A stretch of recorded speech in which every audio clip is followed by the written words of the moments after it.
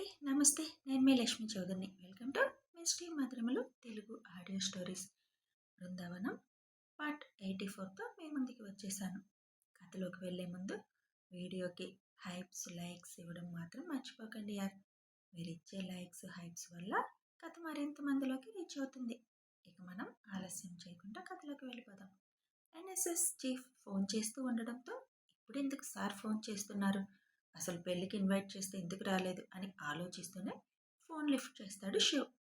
Hello sir, ఏంటి ఈ టైంలో కాల్ చేస్తున్నారు అని అడుగుతాడు Shiv. Shivansh, are you free? లేదా తమ్ముడు పెళ్ళికి బిజీగా ఉన్నావా? నీతో చాలా ఇంపార్టెంట్ విషయం మాట్లాడాలి అని అడుగుతారు చీఫ్. మ్యారేజ్ నిర్ణయం అయిపోయింది కదా సార్, మిమ్మల్ని ఇన్వైట్ చేసినా రాలేదుగా, అట్లీస్ట్ రేపు రిసెప్షన్కి వస్తున్నారా అని అడుగుతాడు శివ్. ఒక అర్జెంట్ కేసు వల్ల రాలేకపోయాను, రేపు తప్పకుండా వస్తాను. అంతకంటే ముందు నీకు ఒక విషయం చెప్పాలి. ఇప్పుడు నీ ఫోన్కి నేను కొన్ని ఫొటోస్ సెండ్ చేస్తున్నాను, ముందు అవి చూడు, తర్వాత నేను మాట్లాడతా అని చీఫ్ లైన్లో ఉంటూనే శివ్కి కొన్ని ఫోటోలు పంపిస్తాడు. శివ్ ఆ మెసేజ్ ఓపెన్ చేసి చూసేసరికి అందులో కొన్ని ఫోటోలు ఉంటే అవి చూడగానే శివ్ పిడికిలు పీగుస్తుంది.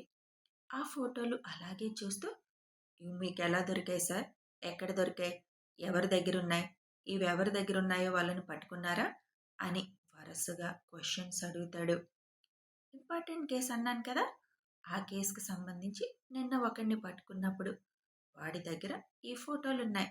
కాకపోతే వాడు మెయిన్ పర్సన్ కాదు, వాడు ఓన్లీ ఫాలో అయ్యే బ్యాచ్ మాత్రమే. 2 రోజుల్లో హైదరాబాద్ రావాలని ప్లాన్ అంట వాళ్ళది. ఎవరో ఫాలో చేసి ఇన్ఫర్మేషన్ ఇమ్మని కాంట్రాక్ట్ ఇచ్చారంట. వాడికే నెంబర్ నుంచి అయితే ఫోన్ వచ్చింది. ఆ నెంబర్ ఇప్పుడు పనిచేయడం లేదు, పైగా ప్రైవేట్ నెంబర్ అది. ఇప్పుడు ఏం చేద్దాం అనుకుంటున్నావు? ఎవరనేది ఇంతవరకు తెలియలేదు, ఎందుకు టార్గెట్ చేశారనేది తెలియలేదు, బట్ టార్గెట్ అయితే చేశారు. జాగ్రత్తల గురించి నేను మీకు చెప్పాల్సిన అవసరం లేదు. అనుక్షణం జాగ్రత్తగా ఉండే నువ్వు ఇక ముందు కూడా జాగ్రత్తగా ఉండాలి. శత్రువు తయారయ్యాడు, చాలా అప్రమత్తంగా ఉండాలి. ఎవరు ఏంటని తెలిస్తే ఈ టెన్షన్ ఉండేది కాదు, కానీ మనకి ఇంతవరకు ఏ ఆధారం దొరకలేదు అని అంటారు చీఫ్. నో ప్రాబ్లం సార్, వాళ్ళు చెప్తే తెలిసేది మనకేంటి, మనం కనుక్కుంటేనే కదా ఎవరు ఏంటి అని తెలిసేది. నాకు తెలుసు శివ్, నువ్వు ఈ విషయంలో పెద్దగా ఏమీ టెన్షన్ పడవని, కానీ శత్రువు ఎవరన్నది మనకి తెలియదు. అలాంటప్పుడు రిస్క్ తీసుకోవడం అవసరమా? ఇప్పుడు మన రిస్క్ తీసుకోకపోతే మరి శత్రువు ఎవరని తెలుస్తుంది సార్, ఎలా కనిపెడతారు? నాకు తెలిసి ఆల్రెడీ ఎంటర్ అయిపోయాడు అనిపిస్తుంది. ఇప్పుడు నేను తెలుసుకోవాల్సిందల్లా ఒకటే, ఎవరు ఆ శత్రువు అని అంటాడు శివ్. ఇన్నాళ్ళు కంటికి కనిపించిన క్రిమినల్స్ కోసం స్కెచ్ వేసి పట్టుకున్నాం, కానీ ఇప్పుడు శత్రువు ఎవరో తెలుసుకోవడానికి స్కెచ్ వేయాలి. అంతే సార్, నేను తెలుసుకుంటాను అని అంటాడు. అసలు నీ ఉద్దేశంలో ఎవరు అనుకుంటున్నావు శివ్? నాకు తెలిసి కేవలం నాకే బాధ కలిగించాలి అని అనుకుంటున్నారని ఈ ఫోటోలు చూస్తే తెలుస్తుంది. అంటే నా వల్ల వాళ్ళ వారి ఎవరికో శిక్ష పడి ఉండాలి, లేదా ప్రాణం అన్నా పోయి ఉండాలి. వాళ్ళు తప్పు చేశారు, పోయారు. వాళ్ళ కోసం వీళ్ళెవరో ప్రతీకారాలంటూ తిరుగుతున్నారు. ఒక పని చేయండి సార్, నేను డీల్ చేసిన అన్ని కేసుల లిస్టు, దాని మీద నేను తయారు చేసిన ప్లాన్ మొత్తం నాకు సెండ్ చేయండి. రేపు అన్వేష్ రిసెప్షన్ ఉంది కాబట్టి ఎల్లుండి మొత్తం చెక్ చేస్తాను, మనకి క్లూ దొరకొచ్చు. నా ప్రాణాలైన ముగ్గురు జోలి రావాలని చూస్తున్నారు వాళ్ళు, నేనెలా వదిలేస్తాను? ఇన్నాళ్ళు హాయిగా బతికేశారు, అనవసరంగా నా మీదకి పగ అంటూ కాలు దువ్వుతున్నారు. అలాంటప్పుడు నేనెందుకు వదిలేస్తాను? ఈ మధ్య నాకు కూడా బోర్ కొడుతుంది సార్, సిస్టమ్ ముందు కోడింగ్లు, ప్రాజెక్టులు అంటూ కూర్చొని అని నవ్వుతూ అంటాడు శివ్. నీలో నాకు నచ్చింది అదే శివ్, సమస్య ఎదురుగా ఉన్నా కూడా కూల్గా ఆలోచిస్తావు, కూకటి వేళ్లతో సహా పెకిలించేస్తావు ఆ సమస్యని.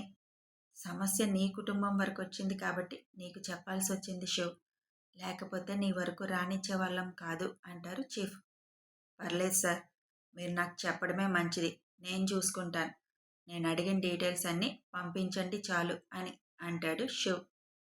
అండ్ మేము పట్టుకున్న అతని దగ్గర కొన్ని ఫొటోస్ దొరికాయి వేరే వాళ్ళవి, అవి కూడా నీకు సెండ్ చేస్తున్నాను. దాన్ని బట్టి ఎవరనేది నీకు ఐడియా వస్తదేమో అని ఆ ఫోటోలన్నీ సెండ్ చేస్తారు శివ్‌కి. Okay sir. ఆల్రెడీ నా దగ్గర నేను డీల్ చేసిన కేసులన్నిటికి సంబంధించిన డీటెయిల్స్ ఉన్నాయి. అవి ల్యాప్‌టాప్‌లో ఒక ఫోల్డర్ ఓపెన్ చేసి చూస్తూ అంటాడు శివ్. అయినా మీరు కూడా ఒకసారి మొత్తం సెండ్ చేయండి. రేపు తప్పకుండా రండి సార్ అని చెబుతాడు శివ్. తప్పకుండా వస్తాను శివ్ అని నేను మీకు ఈ కేస్‌కి సంబంధించిన మొత్తం డీటెయిల్స్ కూడా సెండ్ చేస్తాను. గుడ్ నైట్ అని చెప్పి ఫోన్ కట్ చేస్తారు చీఫ్. శివ్ ఆయన పంపించిన ఫోటోలు చూస్తూ నన్ను టచ్ చేసినా ఊరుకుంటానేమో, కానీ నా ప్రాణాల్ని టచ్ చేయాలని చూస్తే ఒక్కొక్కడికి బతుకు మీద విరక్తి వచ్చేలా చేస్తాను. అనవసరంగా నన్ను కదిలిస్తున్నారు. చావడానికి అంత తొందరగా ఉంటే నేను మాత్రం ఏం చేస్తాను? Let's start the game. మీరెక్కడున్నా, ఏం చేస్తున్నా, ఏ కలుగులో దాక్కున్నా మిమ్మల్ని వదలను. ఎన్ని ప్లాన్లు వేసుకుంటారు వేసుకోండి అని అనుకుంటూ కేసుకు సంబంధించిన డీటెయిల్స్ చూడటం మొదలు పెడతాడు శివ్. ఈ కన్నా ఏంటి ఇంకా రాలేదు అని అనుకుంటూ ఇంట్లో ఉన్న గెస్ట్ అందరూ డిన్నర్ చేస్తూ ఉండడంతో ఐషు, అన్వి వాళ్ళ దగ్గరుండి వాళ్ళకి ఏం కావాలో చూసుకోవడం మొదలుపెట్టారు. టైం 8:30 అవుతుండగా రవి గారు వాళ్ళు ఎంటర్ అవుతారు మ్యాన్షన్లోకి. కారు లోపలికి ఎంటర్ అయిన దగ్గర నుంచి శారద, దివ్య ఇద్దరు కళ్ళు ఇంతింత చేసుకొని ఆ మ్యాన్షన్ మొత్తం ఆశ్చర్యంగా చూస్తూ ఉండిపోయారు. కారు ఆగగానే బయట గార్డెన్లో డిన్నర్ ఏర్పాటు చేయడంతో అక్కడే కూర్చున్న అమృత తండ్రి దిగడం చూసి ఫాస్ట్గా అక్కడికి వెళ్తుంది. ఏంటి నాన్న ఇంత లేట్ అయింది? బామ్మ ప్రయాణం విసుగొచ్చిందా అని పక్కింటి బామ్మని అడుగుతుంది అమృత.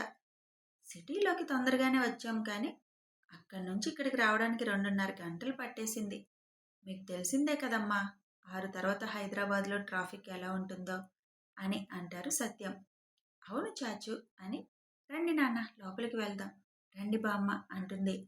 నీ మంచితనానికి ఒక కోటకి రాని అయ్యావుగా, సంతోషంగా ఉంది తల్లి ఇదంతా చూస్తుంటే అని అంటారు బామ్మ. ఈ కోటకి అసలు రాని అక్క ఐశ్వర్య, ఆ తర్వాతే మేమెవరమైనా అని అంటుంది అమృత నవ్వుతూ. అదేలే, ఒక రాజుకి 4 కొడుకులుంటే వాళ్ళ భార్యలందరినీ రాణులనే అంటారు. కాకపోతే పెద్దరాణి, చిన్నరాణి అని పేర్లుంటాయి. అలా నువ్వు చిన్నరాణివన్నమాట. పెద్దరాణి అడుగు జాడల్లో నడిస్తే హాయిగా జరిగిపోతుంది అని నవ్వుతూ అంటారు బామ్మ. వీళ్ళు ఇంత మాట్లాడుకుంటున్నా కారు దిగిన దగ్గర నుంచి కళ్ళతోనే మొత్తం రౌండ్ కొట్టి దివ్య దూరంగా ఉన్న వరుణ్ మీద చూపు నిలిపితే శారద మాత్రం ఇలాంటి మ్యాన్షన్లోకి ఇది అడుగుపెట్టింది, దీని అదృష్టమే అదృష్టం అనుకుంటూ అమృతని దిష్టి పెట్టేలా చూడడం మొదలుపెట్టింది. ఏంటా చూపు, నా కూతురికి దిష్టి పెడుతున్నావా అని రవి గారు అంటూ ఇక్కడేమైనా పిచ్చి వేషాలు వేశారంటే ఇక్కడే మూసీ నదిలో తోసేస్తాను ఇద్దరిని. వచ్చామా, చూసామా, వెళ్ళామా, ఇలాగే ఉండాలి ఇద్దరు. అలా కాదని ఎక్స్ట్రా ఏమైనా చేయాలని చూస్తే నోరు తెరిచినా కూడా చెప్పాను కదా, అదే చేస్తాను. నాకు కూడా పేడ వదిలిపోతుంది అంటారు రవిగారు. ఎందుకు నాన్న ఇప్పుడు ఆ మాటలన్నీ, పదండి లోపలికి వెళ్దాం అని అంటుంది అమృత. ఎందుకేంటి, అదిగో చూడు, వచ్చిన దగ్గర నుంచి అబ్బాయి మీద చూపు నిలిపింది. నిన్నంత చూసింది కదా, అయినా కూడా సిగ్గు రాలేదు దానికి. అసలు అబ్బాయికి తను సెట్ అవుతుందా అని, ఆ అబ్బాయి తనని అసలు ఇష్టపడతాడా అనేది ఆలోచించాలి కదా. అదేం లేదు, తల్లి చెప్పింది కూతురు పాటిస్తుంది. ఇప్పుడు ఈ మ్యాన్షన్ చూశారు కదా, ఇంకా ఆశ ఎక్కువవుతుంది. ఆశ మనిషిని పతనం చేస్తుంది. పిచ్చి ఆలోచనలు చేస్తారు. అనవసరంగా పరువు పోవడం తప్ప మిగిలేది ఏమీ ఉండదు. అమృత దివ్య దగ్గరికి వెళ్ళి, దివ్య, వరుణ్కి ఆల్రెడీ మ్యారేజ్ సెట్ అయిపోయింది. ఆల్రెడీ నిన్న శ్రావణి వదిన చెప్పినట్టుంది కదా నీకు, అయినా కూడా ఇంకా అదే ఆలోచిస్తే మాత్రం చూసావు కదా నిన్న, నీకు కూడా అదే పరిస్థితి వస్తుంది. అది గుర్తుపెట్టుకుంటే మంచిది. పదండి లోపలికి వెళ్దాం అని తండ్రి చేయి పట్టుకొని వస్తుంది అమృత. వాళ్ళని చూసి ఐషు కూడా దగ్గరికి వస్తుంది. వెళ్ళి ఫ్రెష్ అయ్యారండి బాబాయ్, భోంచేద్దురు గాని అని దివ్య వైపు చూస్తుంది. దివ్య చూపు ఎక్కడుందో చూసి ఇంకా డోస్ పెంచాలి అనుకుంటుంది ఐషు. వాళ్ళు లోపలికి వచ్చేసరికి లోపలే ఉన్న పెద్దవాళ్ళందరూ సగౌరవంగా వాళ్ళని ఆహ్వానించి వెళ్ళి ఫ్రెష్ అయ్యండి అని చెబుతారు. అందరూ ఫ్రెష్ అయ్యి వచ్చాక వాళ్ళను కూడా భోజనానికి తీసుకువెళ్తుంది అమృత. అక్కడ ఉన్న అన్వేష్ రవి గారిని పలకరిస్తాడు. వాళ్ళని భోజనానికి పంపించి అన్వేష్ పక్కన కూర్చుంటుంది అమృత. ఏంటమ్మో, మీ నాన్నని చూసి ఆనందంగా ఉండకుండా ఏం ఆలోచిస్తున్నావు అని ఆలోచిస్తూ తన పక్కన కూర్చున్న అమృతని అడుగుతాడు అన్వేష్. దివ్య గురించి నిన్నంతా చూసింది. శ్రావణి వదిన ఐషు అక్క చెప్పమన్నట్టు చెప్పింది. అయినా వరుణ్ విషయంలో తనలో ఏం మార్పు వచ్చినట్టు లేదు. వచ్చిన దగ్గర నుంచి వరుణ్ మీద చూపు నిలిపింది. ఎలా చెప్తే అర్థమవుతుందో అర్థం కావట్లేదు అని అంటుంది అమృత. దానికి ఎందుకు అంత ఆలోచిస్తున్నావు? వదిన చూసుకుంటుందిలే అదంతా. నువ్వు అవి అన్నీ ఆలోచిస్తూ కూర్చోకు. హా అని అంటుంది అమృత. ఈ కన్నా ఏంటి ఇంకా రాలేదు, ఇవాళంతా పైనే ఉండిపోయాడు అని అనుకుంటుండగా, వదిన అన్నయ్యని రమ్మని కబురు పెట్టు. ఇంక మనమే ఉన్నాం, మనం కూడా తినేస్తే పని అయిపోతుంది. మళ్ళీ రేపు వ్రతం ఉంది కదా, మనం పొద్దున్నే లేవాలి అని అంటుంది అన్వి. నేనే వెళ్ళి పిలుచుకొస్తాను, ఈలోపు మీరు పెట్టుకొని తింటూ ఉండండి అని అంటూ శివ్ కోసం వస్తుంది ఐషు లోపలికి. చీఫ్ పంపించిన ఫోటోలు చూస్తూ ఉంటాడు శివ్. ఐషు, ఆషిఫ్ ఫోటోలని ఇంటూ మార్కుతో టిక్ చేసి ఉన్న ఫోటోలు అవి. వాటిని చూస్తూ తర్వాత పంపించిన ఫోటోలు ల్యాప్టాప్లో కాపీ చేసి ఒక్కొక్క ఫోటో వాళ్ళది చూస్తూ ఉంటాడు శివ్. అప్పుడే ఆషి కూడా పొద్దున్నుంచి వాళ్ళ నాన్నని మిస్ అయిన ఫీలింగ్ వచ్చేసరికి వాళ్ళు కూడా శివ్ దగ్గరికి వస్తూ ఉంటారు. వాళ్ళు ముగ్గురు గుమ్మంలోకి వచ్చేసరికి శివ్ సీరియస్గా ల్యాప్టాప్ చూస్తూ ఉంటాడు. ఐషు పిల్లలిద్దరికీ సైగ చేసి సైలెంట్గా పదండి అని శివ్ వెనక వైపుగా నెమ్మదిగా అడుగులు వేస్తూ వెళ్ళారు. అక్కడ ఉన్నది శివ్. వీళ్ళ ప్రజెన్స్ ఎప్పుడో పట్టేసి శివ్ ఫోన్లో ఉన్న ఫోటోలు వాళ్ళు చూడకుండా క్లోజ్ చేసేస్తాడు. ల్యాప్టాప్లో చూస్తున్న ఫోటోలు మాత్రం చూస్తూ ఉంటాడు శివ్. ఆ ఫోటోలను వాళ్ళకు కూడా చూపించాలి అని అనుకుంటాడు. ఎందుకంటే వాళ్ళు వీళ్ళని ఫాలో అయ్యే ఛాన్స్ ఎక్కువగా ఉంటుంది. వాళ్ళని వీళ్ళు చూస్తే గుర్తుపట్టే ఛాన్స్ కోసం వాళ్ళ ముగ్గురికి ఆ ఫోటోలు చూపించాలని డిసైడ్ అయిపోయాడు శివ్. వాళ్ళు వచ్చి వెనక నుంచున్నాక శివ్ కావాలనే ఒక్కొక్క ఫోటో స్క్రోల్ చేస్తూ వెళ్తుంటాడు. ఎందుకంటే ఆల్రెడీ వాళ్ళు వచ్చి ఉంటే ఆషి ఒక్కసారి చూడగానే గుర్తుపడతారు. ఎవరి ఫోటోలు ఇవన్నీ, ఎందుకు ఇవన్నీ చూస్తూ కూర్చున్నాడు కన్నా, మొహం కూడా ఎందుకు అంత సీరియస్గా ఉంది అని ఆలోచిస్తూనే ఆ ఫోటోల వైపు చూస్తూ ఉంటుంది ఐషు. అందుకే వాళ్ళు చూస్తున్నారని తెలిసి స్క్రోల్ చేసుకుంటూ వెళ్తూ ఉంటాడు. దాదాపు 8 ఫోటోలు ఉన్నాయి అందులో. శివ్ ఒక్కొక్క ఫోటో చూస్తూ వెళుతున్నాడు. ఇక లాస్ట్ ఫోటో వస్తుంది. ఆ ఫోటో చూడగానే, అరే కంగారు పాప ఇక్కడుందేంటి అని ముగ్గురు ఒకేసారి అంటారు. వాట్, ఏమంటున్నారు అని అడుగుతాడు శివ్. అవును కన్నా, నేను చెప్పింది ఈ పాప గురించే అంటుంది ఐషు.